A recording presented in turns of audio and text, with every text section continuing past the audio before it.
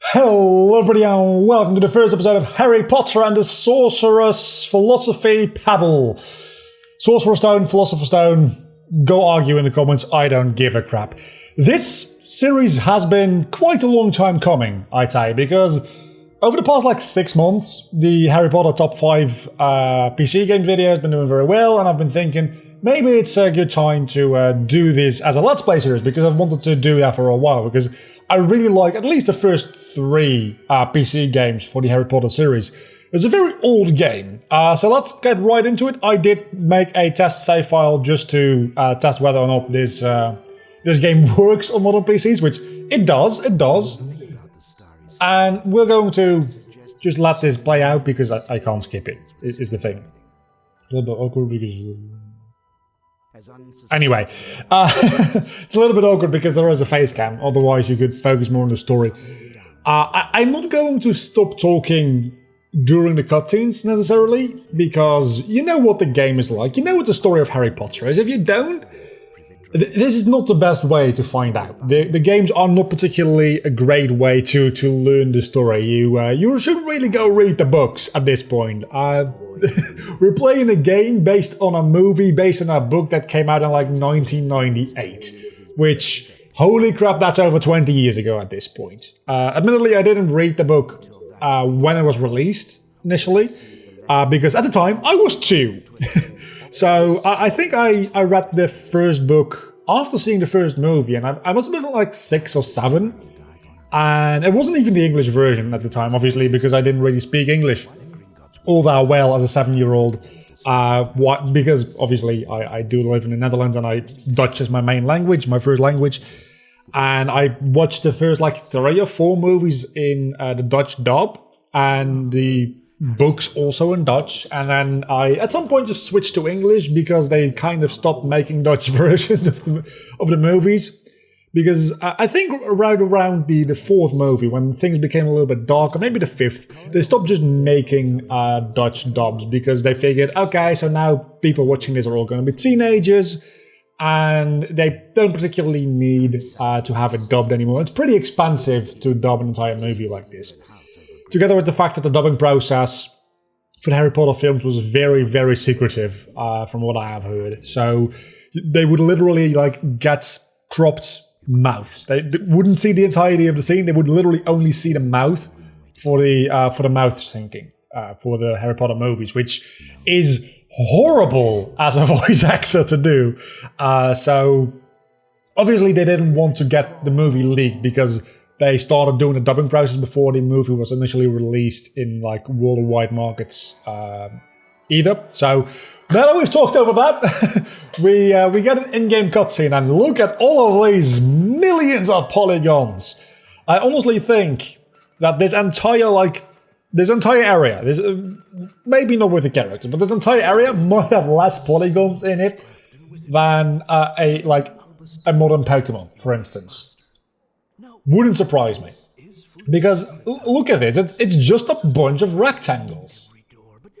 There's a couple of triangular things in here as well, but there's no 3D detail. Most of the detail you see is based with textures, obviously, which isn't that strange, because again, this game is from 2001, I believe. The main version of the game was the PlayStation 1 version, I think. From there, they made a bunch of different versions. There's also a PlayStation 2 version, which is a lot better than any other version. This is such early on in the 3D gaming environment that, yeah, the way you face with your character and the camera are locked to each other. They are not independent. You can't switch the camera somewhere. You can't see the front of your character or the side. You can only see the back of his head, and it's really annoying to deal with. So another thing, talking about not being upfront, because this is such an old game, I can't really switch it into my usual monitor I use for recording videos. So you're going to watch the side of my face quite a lot in the face cam, because I need to play on this monitor, but my camera is there, and I can't put my camera here because there's a wall there. And I don't have a normal webcam. I'm using a DSLR, well, not a DSLR, it's a mirrorless camera, but for all intents and purposes, it's a DSLR, just to make this a little bit of a easier anecdote to talk about. And I can't put that inside a literal wall. So you would say the easy solution to that is buying a webcam, but that would decrease quality, and we're not about that here. Also, I literally just bought a cable to be able to use this camera as a webcam again, so I'm not going to actually buy a webcam now. Fred and George, could you please shut up? I think I don't have auto jump turned on, but I am not entirely sure. So you can actually use the mouse to control the camera. I probably won't that much because the game definitely expects you to use the A and D key to turn the camera around, which works a lot better. And I think something is mapped to the right mouse button, and spellcasting is mapped to the left mouse button, which probably, I mean,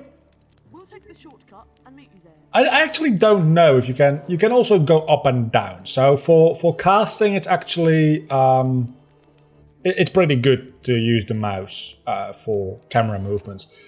Anyway, that all being said and done, hello Peeves, you almost knocked me off. Not quite though.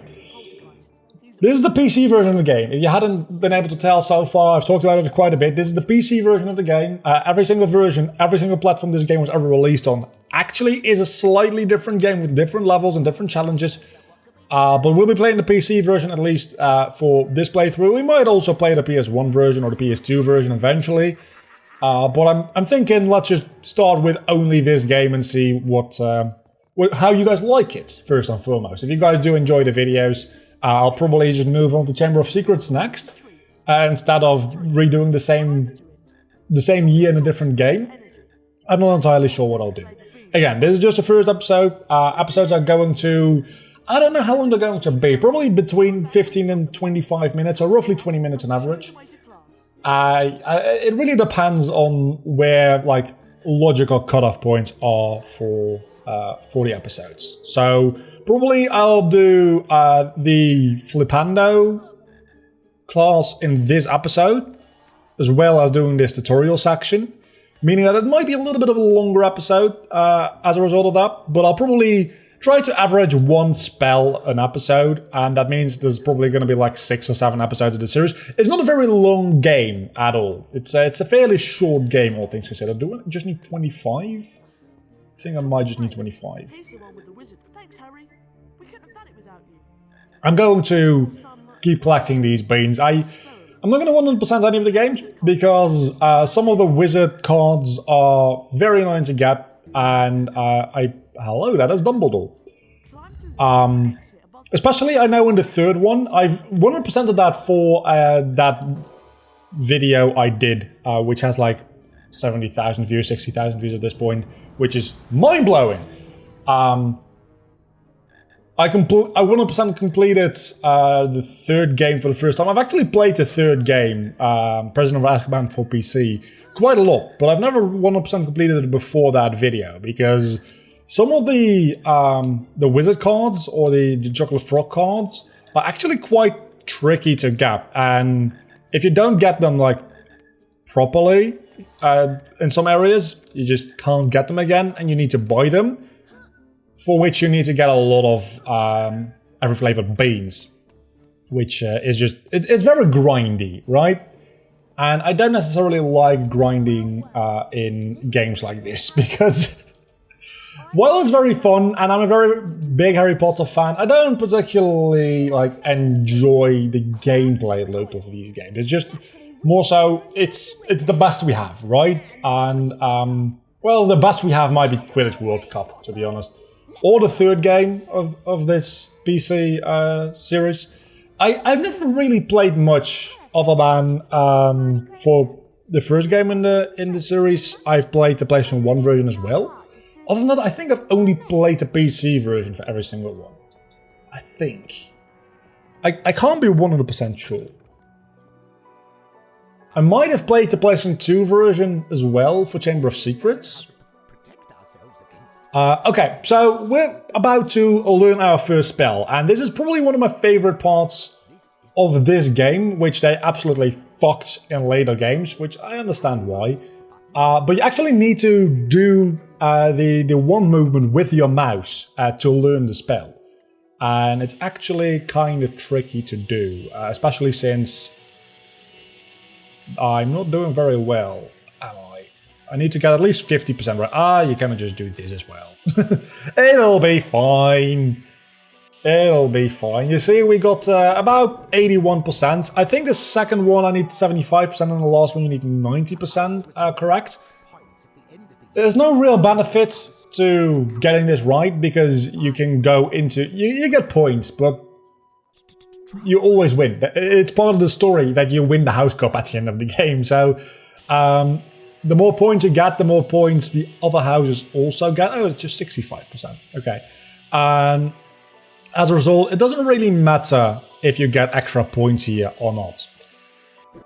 And I don't think it really gives you any benefit at all. That's 94%. That's actually very, very good. So it's a little bit... I'm not a real big fan of there being no benefit to winning this minigame, but I do like the fact that this minigame is there, and I just need 80%. I think we'll be fine. I wonder if this becomes any easier if you have a drawing tablet to play on. It probably becomes ridiculously easy at that point, right? Oh, the timer also goes down, apparently. I think... Okay, I still made 80%. I didn't even complete the entire sign. So that is how you learn spells in this game. Again, probably my favorite version of learning spells in, like... Oh! I need to do one more. I thought I only needed to do 3. 95%. Okay, I'm definitely not going to make this one. Probably. Am I? Yeah, not even close. Not even close. Doesn't matter. As I said, that's not quite correct. It's respectable. 95% is actually pretty difficult to get right. That might just be because I have a really sucky mouse. And maybe if I set my DPI lower, I could actually do a little bit better there. But I kind of doubt it. We're probably going to end up getting 2 out of 3, 2 out of 4, or 3 out of 4 in most cases with the spells. I think there's only like 5 or 6 spells to learn anyway. So... let's do this Flipendo challenge. It's this is the main gameplay loop. You learn a spell, you use a spell, then you usually get like a challenge in like the castle, then you go learn the next spell. And you get a challenge, and then you get a thing like a story beat in a castle again, where you need to use a combination of all the spells that you have learned so far. I don't exactly know every single like beat of the entire game. It's been a while since I've played this game. As a matter of fact, the last time I played this game was when I made that initial top 5 Harry Potter PC games list, which I think at this point is like 3 or 4 years ago. So it's been a while since I've played these games. And obviously I played Harry Potter and the Sorcerer's Philosophy Pebble as the very first one for that video. So... and that video, like, the recording for that video took like 2 months to do, to begin with. Because I needed to play 7 games for it. Well, 8 games, actually. But I didn't end up playing the Deathly Hallows Part 1 and 2. Because Deathly Hallows Part 1 and 2 run like absolute ass on PC. At least on my PC at the time. Maybe I can play them now. But, it's not as if I had a bad PC back then either, because at that point those games were also very old and I had a pretty decent PC. So they're just really poorly optimized for PC gaming, which is really too bad. Then again, I might just be able to play them on PlayStation 3 instead. But again, that isn't relevant until we... did I do the correct thing there? I think I did. That's not even relevant anytime soon. That's even assuming that this series does well and you guys enjoy it, and we're going to keep playing more Harry Potter games, which isn't guaranteed at all, of course.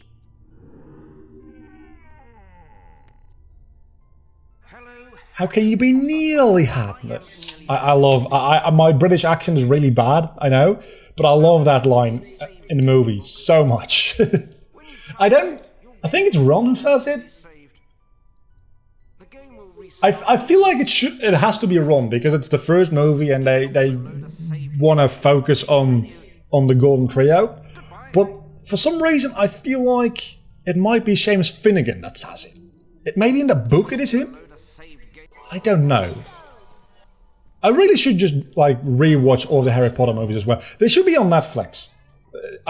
It's in some countries they are on Netflix, not in my country, so I can't watch them on Netflix. And I don't think there's a convenient way other than I know they're on YouTube as well for rent, but they're like $10 a movie to have them for like 2 days, or like 15 to just like have them on your YouTube account. It's pretty expensive if you want to watch all 8.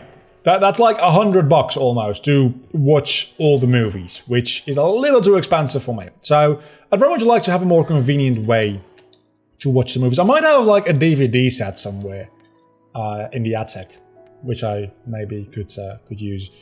I definitely do want to rewatch the movies because now that I'm playing this game again, I'm getting back into the Harry Potter vibe, and I'm really sad about the fact that we are not going to get the third Fantastic Beasts movie anytime soon. It was getting delayed anyway because the second Fantastic Beasts movie was I don't want to say it was really shit, but it was kind of shit. It's a weird movie. It's a weird movie. It's a bad movie, but it's interesting for Harry Potter fans. Is how I would like to review it in like one sentence. It's kind of the opposite of what the The Last Jedi, Episode 8 for Star Wars was. Star Wars fans hated that movie with a passion, but it was actually a pretty good movie. And I count myself as a casual Star Wars fan. I'm not a hardcore Star Wars fan, but I like Star Wars. I was going to say I liked sci-fi, but I don't think Star Wars is really sci-fi. It's more like space fantasy. It's somewhere in between, honestly.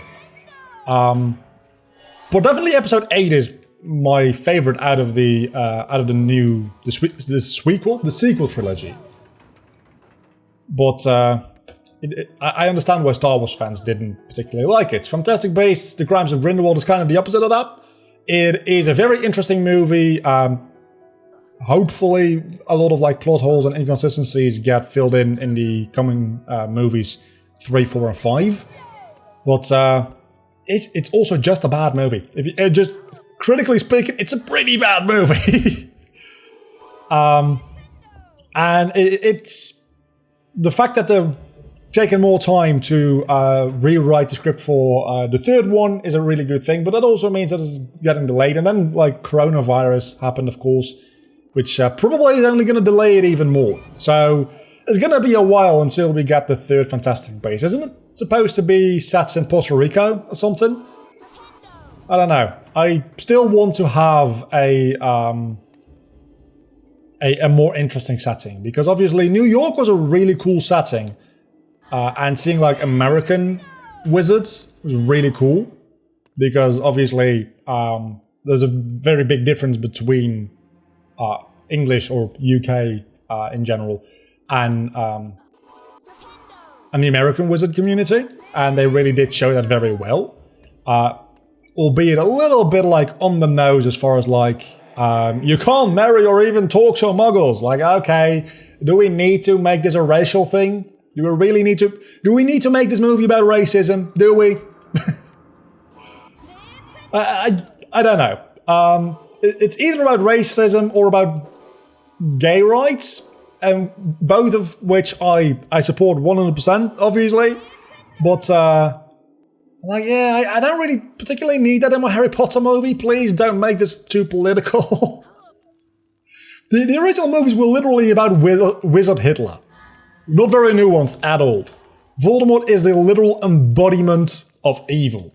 And I'm not saying just do that again with Grindelwald. I really like, and that I'll give that to Crimes of Grindelwald. I really like Grindelwald as a villain, because he's not necessarily likable, but he's got a point. He definitely got a point. And I do think that he is probably, just like from a writing perspective, I don't want to say he's a better villain than Voldemort necessarily, because they serve way different purposes in this story.